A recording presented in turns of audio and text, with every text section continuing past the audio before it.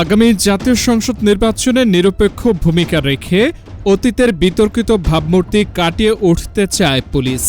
কিন্তু ভোটের দিন স্বাধীন ও চাপমুক্তভাবে দায়িত্ব পালন করা যাবে কিনা তা নিয়ে বাহিনীর ভেতরে সৃষ্টি হয়েছে এক ধরনের ভীতি শঙ্কা। পুলিশের শীর্ষ কর্মকর্তাদের আশঙ্কা, মাঠ পর্যায়ে রাজনৈতিক ও অন্যান্য চাপের কারণে নিরপেক্ষভাবে দায়িত্ব পালন বাধাগ্রস্ত হতে পারে। সে কারণে নির্বাচনের দিন আইন অনুযায়ী স্বাধীনভাবে দায়িত্ব পালনে সরকারের কাছ থেকে নিশ্চয়তা চায় পুলিশ। পুলিশ সূত্র জানায়, স্বরাষ্ট্র উপদেষ্টার সভাপতিত্বে স্বরাষ্ট্র মন্ত্রণালয়ে গত সপ্তাহে আইন শৃঙ্খলা সংক্রান্ত সভা হয়। সেই সভায় নির্বাচনকালীন দায়িত্ব পালনে পূর্ণ স্বাধীনতা ও সহযোগিতা চান পুলিশ মহাপরিদর্শক আইজিপি বাহারুল আলম।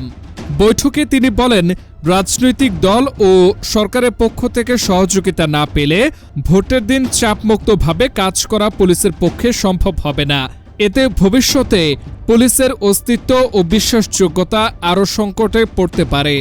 জানতে চাইলে আইজিপি বাহারুল আলম গণমাধ্যমকে বলেন, সুষ্ঠু ও নিরপেক্ষ নির্বাচন অনুষ্ঠানে পুলিশ বাহিনী সম্পূর্ণ প্রস্তুত। ভয় ও চাপমুক্তভাবে দায়িত্ব পালন করতে চায় পুলিশ। এজন্য ভোট কেন্দ্রে নির্বিঘ্নে ভোটদান নিশ্চিত করা এবং সার্বিক আইন শৃঙ্খলা পরিস্থিতি স্বাভাবিক রাখতে সরকারের কাছে সবুজ সংকেত চাওয়া হয়েছে।